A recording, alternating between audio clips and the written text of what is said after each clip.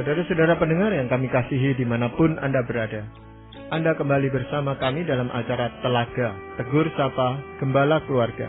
Saya Gunawan Santoso dari Lembaga Bina Keluarga Kristen akan berbincang-bincang dengan Bapak Pendeta Dr. Paul Gunadi. Beliau adalah seorang pakar dalam bidang konseling serta dosen di Seminari Alkitab Asia Tenggara, Malang. Perbincangan kami kali ini tentang anugerah dalam pernikahan bagian yang kedua. Karena perbincangan kali ini merupakan kelanjutan dari perbincangan kami pada acara Telaga yang lalu. Dan kami percaya acara ini pasti bermanfaat bagi kita sekalian. Dari studio kami mengucapkan selamat mengikuti. Pak Paul, pada kesempatan yang lalu kita bicara tentang anugerah dalam pernikahan. Dan supaya para pendengar kita saat ini bisa mengikuti apa yang sudah kita bicarakan pada perbincangan yang lalu, mungkin Pak Paul bisa mengulas sejenak gitu sebelum kita masuk pada perbincangan kita hari ini. Kita itu tuh memandang anugerah sebagai sebuah kata benda, yakni sesuatu yang diberikan kepada kita yang sesungguhnya tidak layak kita terima. Dan dalam Alkitab kita tahu bahwa anugerah terbesar ialah Tuhan Yesus Kristus, Putra Allah, yang mati untuk dosa kita. Namun kita sesungguhnya juga perlu melihat anugerah bukan hanya sebagai sebuah kata benda, tapi sebuah kata sifat. Karena anugerah mewakili atau melukiskan karakter Allah yang sangat hakiki. Allah adalah Allah yang beranugerah. Artinya, dia Allah yang mementingkan manusia, bukan dirinya saja. Dia memikirkan apa yang baik untuk manusia, dan dia memberikan yang terbaik untuk manusia. Nah, wawasan seperti inilah yang kita mesti juga bawa ke dalam pernikahan kita. Berwawasan bahwa Tuhan memanggil kita untuk maksud penyelamatan. Allah mengasihi isi dunia sehingga mengaruniakan putra tunggalnya. Berarti inilah yang Allah ingin lakukan lewat kita. Nah, setelah kita memiliki wawasan seperti itu, kita juga nantinya bisa mengarahkan anak-anak kita bertumbuh di dalam Tuhan dan mempersiapkan mereka menjadi alat-alat yang nanti Tuhan pakai untuk menyelesaikan pekerjaannya. Dan kita juga bahas orang yang berwawasan anugerah seperti ini tidak tenggelam di dalam persoalan sendiri, di dalam masalah-masalah pernikahan. Sebab dari awal pernikahan mereka sudah berkomitmen, yang penting bukannya engkau bahagia, yang penting bukannya aku bahagia, yang penting adalah kita berdua menyukakan hati Tuhan dan mementingkan Tuhan. Nah, dengan sebuah keyakinan seperti ini, kita lebih bisa menyelesaikan masalah kita. Kita nggak terlalu lagi tuh disibukkan dengan persoalan-persoalan kita, karena kita mulai melihat lebih luas lagi daripada hanya diri kita. Ya, jadi anugerah itu kita terima dari Tuhan, tetapi untuk bisa berwawasan anugerah, kita harus mengupayakannya gitu Pak Paul ya? Betul sekali. Nah, yang jadinya sekarang kita mau soroti adalah bagian berikutnya Pak Gunawan. Seperti saya sudah singgung pada kesempatan yang lampau, ada 3 dimensi ya dari anugerah ini. Kalau tadi adalah wawasan anugerah, yang sekarang adalah berelasi anugerah. Maksudnya, kita ini dalam berelasi dengan pasangan kita juga mesti beranugerah. Kita tidak melihat yang buruk, tapi kita melihat yang positif. Kedua, kita juga melihat yang akan datang, bukan hanya yang sekarang. Sebagai contohnya, saya akan paparkan kasus Petrus. Petrus adalah murid Tuhan yang kita tahu menyangkal Tuhan, mengatakan tidak mengenal Tuhan. Tatkala Tuhan ditangkap dan akan disalibkan. Tapi pada hari-hari akhir sebelum Tuhan naik ke surga, siapakah yang Tuhan panggil? Dan Tuhan tanyakan, apakah engkau mengasihi aku? Petrus menjawab, iya. Dan Tuhan berkata, gembalakanlah domba-dombaku. Nah, di situ kita bisa melihat Tuhan adalah Tuhan yang beranugerah dalam berelasi dengan murid-muridnya. Waktu dia memanggil Petrus menjadi muridnya, dia melihat yang baik pada Petrus, dan dia melihat di masa depan akan seperti apakah Petrus itu. Tuhan tidak mendasari panggilannya atas masa sekarang saja. Dia mendasari panggilannya atas masa depan, yaitu seperti apakah nanti Petrus di masa depan. Tuhan tahu nggak Petrus akan menyangkal? Tuhan tahu. Tapi Tuhan tidak memfokuskan perhatiannya pada kelemahan dan kekurangan Petrus. Tapi Tuhan memfokuskan pada kekuatannya Petrus. Maka Tuhan berkata, gembalakanlah domba-dombaku. Tuhan juga berkata, di atas batu karang ini akan kubangunkan gerejaku. Memang batu karang yang sesungguhnya adalah Tuhan Yesus sendiri. Tapi memang Tuhan melimpahkan tanggung jawab yang besar kepada Petrus untuk mengembalakan domba-domba Tuhan. Nah, siapa yang Tuhan pilih? Petrus. Yang dapat dikatakan lemah karena pernah jatuh ke dalam sebuah dosa yang sangat serius menyangkal Tuhan. Tapi Tuhan tidak menyoroti hanya kelemahan. Malangnya, di dalam pernikahan, Pak Gunawan, itu yang kita lakukan. Kita lebih seringnya menyoroti kelemahan pasangan kita. Ya, memang yang membedakan itu kan Tuhan Yesus itu bisa melihat jauh ke depan, yaitu bagaimana Petrus jadinya seorang rasul, menjadi penyalur berkat Tuhan, mengerjakan pekerjaan Tuhan dengan baik. Tetapi pandangan kita terhadap pasangan ini yang agak sulit, Pak Paul, ya. Kita yang melihat justru kekurangannya, kita melihat juga kesalahan yang dia buat pada saat itu. Lalu kita berasumsi, tidak mungkin ini sudah diperbaiki. Nah itu Pak Paul. Nah, satu cara yang Tuhan lakukan adalah ini. Tuhan menyoroti kekuatan Petrus dan senantiasa memberikan dorongan supaya dia tetap bertahan di dalam kekuatan-kekuatannya itu. Tuhan tidak menyoroti kelemahan-kelemahannya. Ya, bertahun-tahun Tuhan bersama dengan Petrus. Apakah Tuhan secara khusus menyoroti kelemahan Petrus karena Tuhan tahu dia akan jatuh? Tidak. Tuhan hanya lontarkan itu sekali. Waktu Petrus terlalu gegabah berkata, saya nggak akan meninggalkan engkau. Wah, semua boleh lari, saya nggak akan lari. Wah, gegabah sekali Petrus ya. Dan Tuhan langsung berkata, sebelum ayam berkokok, maka 3 kali, maka engkau akan menyangkali aku. Ya, nah Tuhan hanya katakan itu tuh sekali. Tuhan tidak menyorotinya. Yang Tuhan soroti, bagaimana tuh membuat Petrus kuat. Maka waktu di zaman Getsemani, Tuhan meminta Petrus, ya, bersama dengan Yakobus dan Yohanes, bersama-sama dengan Tuhan berdoa di taman Getsemani, ya, mereka tidur. Apa yang Tuhan katakan? Berdoa dan berjaga-jagalah. Memang roh penurut, tapi daging itu lemah. Apakah Tuhan mengingatkan Petrus lagi? Kamu memang lemah. Kamu hanya bisanya ngomong. Nanti kamu akan jatuh. Disuruh doa aja nggak bisa. Kamu kapan sih bisa doa dan sebagainya? Enggak. Waktu Tuhan menegur semua murid biasanya. Ya, itu yang terjadi. Waktu mereka kurang beriman dan sebagainya. Tuhan menegur semuanya. Nah, bayangkan kita, Pak Gunawan. Kalau kita sudah tahu kelemahan orang, bukankah kita selalu mencecar kelemahannya itu tuh? Dan kita kaitkan dengan kelemahannya dia terus. Memang maksud kita mungkin baik. Supaya jangan sampai dia mengulang lagi masalah yang sama itu. Tapi ternyata memang metode itu tuh tidak efektif. Tuhan menggunakan metode yang berbeda, yang keluar dari, yaitu sifatnya. Dia adalah Allah yang beranugerah. Dan Allah yang beranugerah tuh enggak menyoroti kelemahan, tapi pada kekuatan. Dan yang kedua, akhirnya karena menyoroti pada kekuatan, kita bisa berkata, dengan kekuatan ini nih, engkau akan menjadi seperti apa. Memang tadi Pak Gunawan ngomong betul, kita manusia yang nggak bisa lihat manusia lainnya di masa mendatang. Itu betul, tapi dengan kita menyadari kekuatan pasangan kita bisa berkata, di masa mendatang engkau bisa menjadi seperti ini nih. Ya, jadi memang ini berkaitan erat antara berrelasi anugerah dan berwawasan anugerah. Orang tidak akan berrelasi anugerah kalau dia tidak memiliki wawasan anugerah itu, Pak Paul. Tepat sekali, Pak Gunawan. Tepat sekali. Jadi, keduanya memang merupakan sebuah kesatuan dan relasi anugerah keluar dari wawasan anugerah itu sendiri. Ya, nah ini bagaimana Pak Paul kita kaitkan di dalam kehidupan suami istri, ya, yang seringkali justru kita melihat itu kelemahan-kelemahan pasangan kita daripada kelebihan-kelebihannya itu, Pak Paul. Nomor 1, tadi kita sudah singgung bahwa kita harus menyambut kelemahan pasangan sebagai cara Tuhan membongkar diri kita. Ini nih wawasan anugerah yang tadi telah kita bahas. Kalau saja kita bisa melihat kelemahan pasangan sebagai cara Tuhan, bukan sebagai gangguan dari dia untuk kita. Bukan. Kita melihatnya dari kacamata sorgawi. Ini adalah cara Tuhan membongkar kita.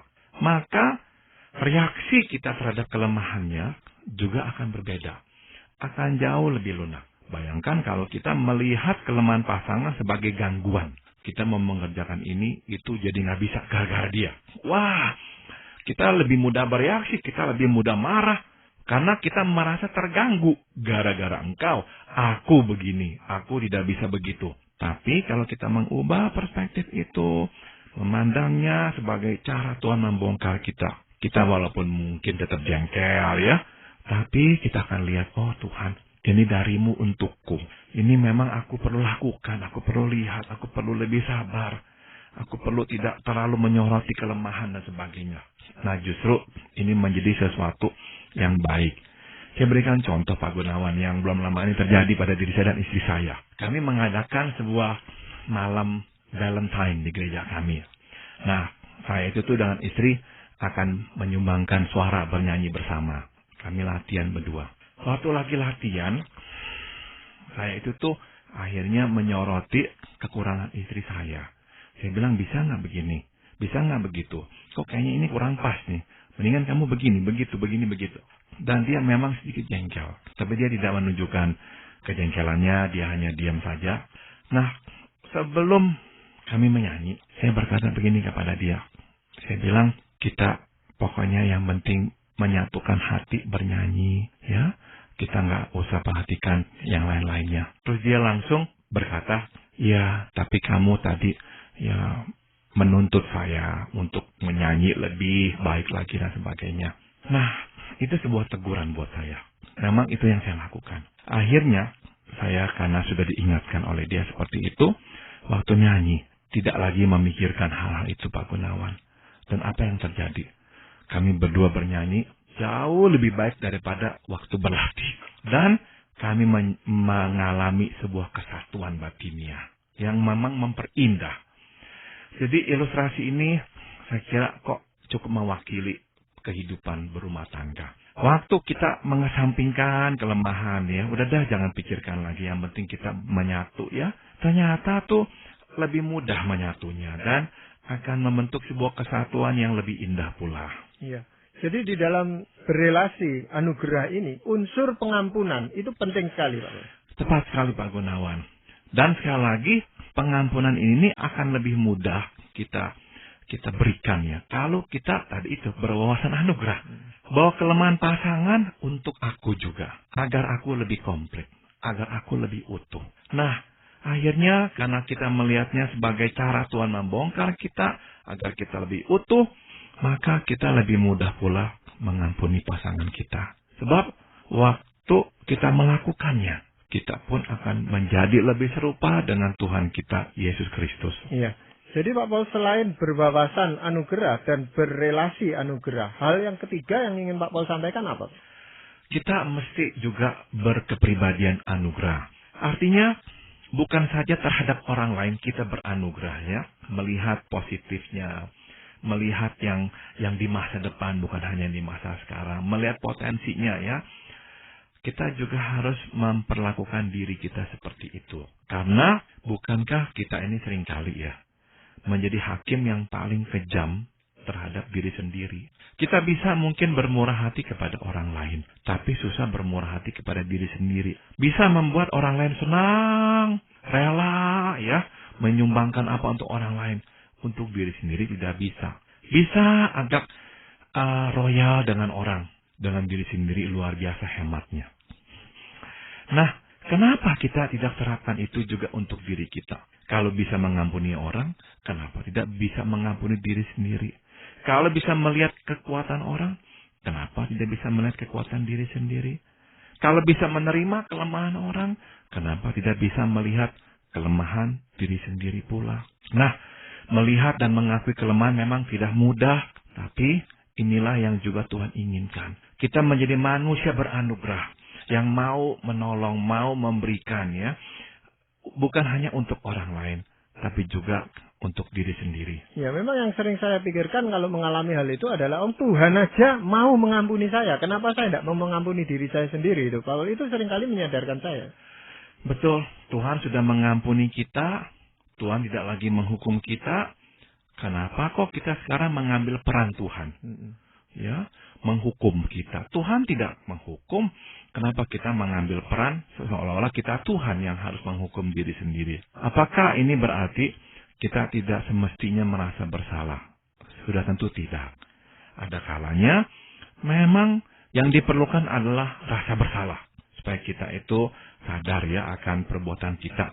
Namun pada akhirnya, ya karena Tuhan sudah mengampuni dosa kita, ampunilah diri kita sendiri pula. Dan keduanya juga berkaitan Pak Gunawan antara diri sendiri dan orang lain. Kalau kita itu susah sabar dengan diri, susah mengampuni diri sendiri, kecenderungannya adalah kita pun susah sabar terhadap orang lain. Susah mengampuni orang lain pula. Kalau kita senantiasa mencemetik diri kita, mencambuki diri kita, harus lebih lagi. Saya khawatir kita juga berbuat yang sama kepada pasangan kita. Kamu harus ini, kamu masih kurang ini. Nah, akhirnya pasangan kita juga stres, Pak Gunawan. Memang seringkali hal itu sangat dipengaruhi oleh masa lalu kita, Pak Paul, yang seringkali itu dituntut banyak, baik oleh orang tua atau lingkungan kita gitu, Pak. Betul, Pak Gunawan. Sehingga kita itu tuh tidak pernah merasa damai, tentram, kalau kita tidak berbuat apa-apa. Nah, salah satu ciri ya yang bisa kita kenali ya, ciri bahwa kita itu tuh kurang beranugerah terhadap diri sendiri adalah kita itu tuh susah sekali beristirahat. Memang untuk melihat diri kita susah mengampuni dan sebagainya mungkin agak kadang-kadang ya susah kita lihat itu dah. Namun ini ciri yang gampang. Bukankah ada kalanya kita menjadi orang yang susah sekali berhenti beristirahat. Kita menekankan produktivitas. Harus. Dan tatkala kita melihat kita kurang berproduktivitas, wah, kita marah kepada diri sendiri. Kita rasanya tuh melihat diri itu, aduh, nggak puas, kita nggak seperti yang saya harapkan. Jadi kita akhirnya tidak berdamai dan tidak beranugerah terhadap diri kita sendiri. Nah, sudah tentu kita menjadi orang yang tidak lagi penuh damai sentosa. Hidup kita sepertinya itu bara yang menyala, Pak Gunawan. Panas. Orang dekat dengan kita akhirnya merasa apa? Gerah. Belum lagi merasa capek. Dituntut terus-menerus. Belum lagi merasa takut dekat dengan kita. Karena apa? Orang tahu kita tuh orang yang penuh dengan tuntutan. Jadi orang dekat dengan kita pun akhirnya takut. Nah, ini kadang-kadang tidak kita sadari. Mungkin kita bertanya-tanya, kok nggak mau dekat sama saya? Kenapa kok orang menjauh dari saya? Kita nggak bisa melihat diri kita. Bahwa kita itu tuh seperti bara panas yang siap membakar mereka. Makanya mereka harus memasang jarak supaya tidak terkena bara panas dari kita itu. Ya, jadi orang yang tidak memiliki kepribadian anugerah ini akan sulit berelasi anugerah loh, Pak. Biasanya gitu, Pak Gunawan. Walaupun dia mencoba ya untuk tampil murah hati lah, tampil baik hati lah dan sebagainya. Namun itu hanya berlangsung sebentar biasanya. Ya, bergaul dengan dia cukup lama, wah langsung keluar semuanya. Susah buat dia mengabaikan gangguan-gangguan itu tuh. Dia menyoroti gangguan-gangguan itu. Sebab dia terhadap dirinya juga begitu. Sedikit ada yang tidak dia sukai tentang dirinya, wah dia bisa berhari-hari memikirkan. Dia rasanya juga kesal dengan dirinya, merasa jelek, dirinya bersalah. Namun nggak berhenti di situ. Terhadap orang lain pun juga begitu. Jadi akhirnya ya dia membawa sebuah suasana yang tidak nyaman.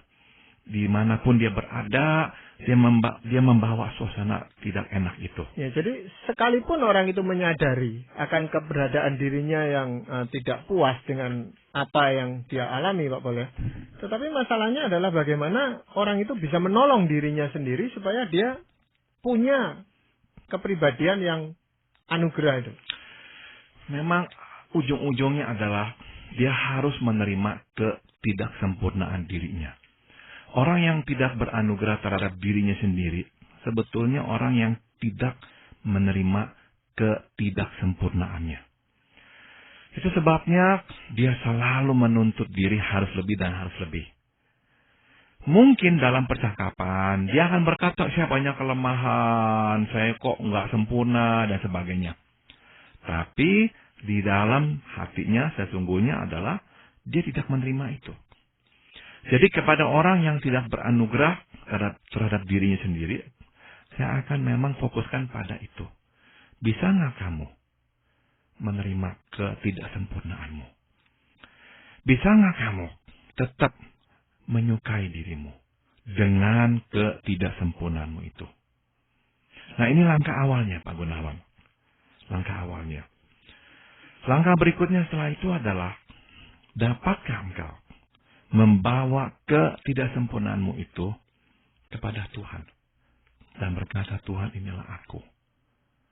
Dan proseslah aku sesuai dengan kehendak-Mu dan caramu. Dapat nggak kau serahkan kepada Tuhan? Sebab Pak Gunawan, orang yang nggak beranugerah kepada dirinya sendiri, sebetulnya tidak menyerahkan ketidaksempurnaannya itu kepada Tuhan. Dia serahkan kepada dirinya sendiri. Dia yang harus bereskan. Dia nggak serahkan kepada Tuhan. Nah, makanya kita harus bertanya kepadanya, rela nggak serahkan ketidaksempurnaanmu itu kepada Tuhan? Bukan engkau lagi yang sekarang yang harus benar-benar menyoroti dan mencambuki diri supaya lebih sempurna. Tapi serahkan kepada Tuhan. Ada enggak Pak Paul contoh konkret di dalam Alkitab ya, sehubungan dengan berkepribadian anugerah ini, Pak? Pak Gunawan, ada satu contoh yang Tuhan pernah berikan, yaitu tentang seorang yang sudah diampuni ya oleh Tuhan karena utangnya yang begitu besar, tapi tidak bisa mengampuni orang yang berhutang kecil kepadanya. Nah, ini salah satu contoh orang yang tidak beranugerah kepada dirinya dan kepada orang lain juga. Dia itu tuh tidak beranugerah kepada orang lain. Kenapa? Dalam contoh itu sebetulnya isinya adalah dia tidak menghargai pemberian Tuhan. Artinya, dia tidak menghargai Tuhan telah memberikan begitu besar pengampunan dan sebagainya kepada dirinya. Nah, jadi orang yang tidak beranugerah kepada dirinya sendiri sebetulnya orang yang kurang menghargai pemberian Tuhan terhadap dirinya. Makanya dia selalu tetap menyoroti ketidaksempurnaannya. Seolah-olah memang dia nggak menyalahkan Tuhan, tapi intinya itu. Dia tidak mensyukuri yang Tuhan telah berikan. Makanya dia harus lebih lagi dan harus lebih lagi. Dan menjadi orang yang kejam terhadap dirinya. Dan akhirnya luber kejam kepada orang lain pula. Jadi orang yang nggak menghargai pemberian Tuhan akan kejam kepada dirinya. Dan akhirnya akan kejam kepada orang lain pula. Ya, bagaimana dengan contoh Nabi Elia misalnya, Elisa itu Pak Paul ya, yang pernah minta bunuh diri itu, Elia ya.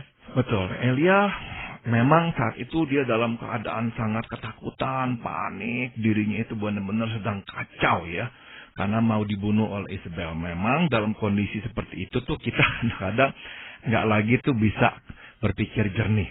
Nah, itulah yang juga dialami oleh Nabi Elia. Akhirnya dia memang lebih baik mati lah daripada hidup. Nah, dalam contoh seperti itu, dalam contoh Nabi Elia, kita melihat Elia memang menuntut dirinya sangat tinggi. Dia tidak bisa lagi tuh melihat bahwa ya ini pemberian Tuhan. Tuhan pakai aku melawan 850 nabi-nabi Asyera dan Baal. Itu kan berarti kan anugerah Tuhan. Tuhan yang bekerja. Tapi waktu di Bukit Horeb Tuhan bertanya apa yang kau lakukan di sini. Elia menjawabnya kan apa? Saya telah bekerja susah payah untuk Tuhan. Tapi lihat begini-begini. Apa yang dia lakukan? Dia melihat dirinya. Yang telah melakukan ini itu. Tapi kok begini hasil akhirnya. Dia nggak lagi melihat, dia hanyalah apa? Hamba. Dia hanyalah apa? Alat. Yang melakukan siapa? Tuhan. Nah, cenderung orang-orang yang kurang beranugerah terhadap dirinya, memang kurang melihat Tuhan, Pak Gunawan. Bahwa Tuhanlah yang mengerjakan semua. Dan bahwa kita hanyalah alat. Sehingga akhirnya merasa dirilah yang harus begini, harus begitu. Menuntut dirilah harus lebih tinggi lagi. Akhirnya menuntut orang lain. Nah, dalam pernikahan kalau kita seperti itu, pasti pasangan kita akan susah. Pasti anak-anak kita juga akan sangat stres hidup dengan kita. Kita menjadi orang yang tidak pernah puas, ya, dan menyalahkan yang lain-lain karena ketidakpuasan kita, seolah-olah mereka bertanggung jawab terhadap ketidakbahagiaan kita. Nah, semua akhirnya merasa hidup dengan kita itu tuh suatu penderitaan. Ya, memang yang menjadi masalah itu ketika kita mencoba memaksa orang lain untuk berlaku seperti kita, ya. Padahal kita itu dalam suatu situasi yang tidak betul gitu, Pak Pol, ya. Betul. Seringkali karena kita menganggap kita yang betul, Pak Gunawan. Kita menganggap kamu yang harus maju, kamu yang harus lebih baik lagi, kamu yang harus. Ya, sekali lagi harus kembali ke wawasan anugerah.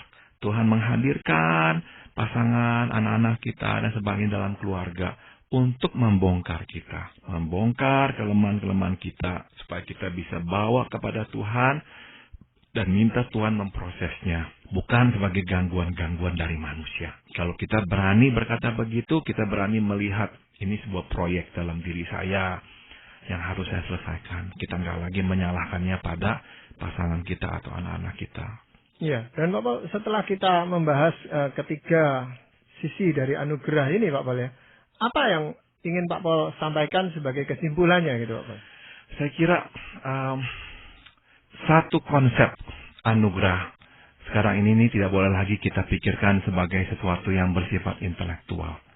Kita harus hidup di dalam semua aspek kehidupan kita.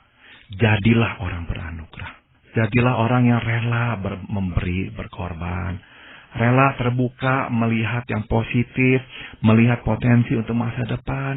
Dan yang terutama berwawasan anugerah. Melihat bahwa kita dihadirkan Tuhan, kita dibawa ke dalam pernikahan juga untuk menyelesaikan pekerjaan Tuhan, yaitu penyelamatan umat manusia. Nah, saya kira kalau kita menjadikan anugerah sebuah kata sifat dalam diri kita, ya, manusia yang beranugerah, maka Tuhan akan memberkati pernikahan kita menjadi alatnya untuk menjadi terang bagi bangsa. Ya, apakah ada ayat firman Tuhan yang ingin Pak Pol sampaikan sehubungan dengan perbincangan ini, Pak? Saya akan bacakan dari Matius pasal 5, Pak Gunawan, ya. Berbahagialah orang yang miskin di hadapan Allah, karena merekalah yang empunya kerajaan surga. Ini bagi saya salah satu pelukisan dari beranugerah. Orang yang miskin di hadapan Allah, orang yang berkata, Tuhan, saya nggak ada apa-apa. Maka saya hanya menerima dari Engkau. Semua yang aku miliki itu semua dari Engkau. Maka aku hanya memberikan sebagai saluran berkat Tuhan kepada yang lain. Nah, kata Tuhan, orang yang seperti inilah yang empunya kerajaan sorga. Ya, terima kasih Bapak untuk perbincangan ini. Dan para pendengar sekalian, kami mengucapkan banyak terima kasih. Anda telah mengikuti perbincangan kami dengan Bapak Pendeta Dr. Paul Gunadi dalam acara Telaga, Tegur Sapa Gembala Keluarga. Kami baru saja berbincang-bincang tentang anugerah dalam pernikahan, bagian yang kedua. Bagi Anda yang berminat untuk mengetahui lebih lanjut mengenai acara ini, silakan menghubungi kami lewat surat. Alamatkan surat Anda ke Lembaga Bina Keluarga Kristen atau LBKK, Jalan Cimanuk 58, Malang. Anda juga dapat menggunakan email dengan alamat telaga@indo.net.id. Kami juga mengundang Anda mengunjungi situs kami di www.telaga.org. Saran-saran, pertanyaan, serta tanggapan Anda sangat kami nantikan. Akhirnya dari studio kami mengucapkan banyak terima kasih atas perhatian Anda dan sampai jumpa pada acara Telaga yang akan datang.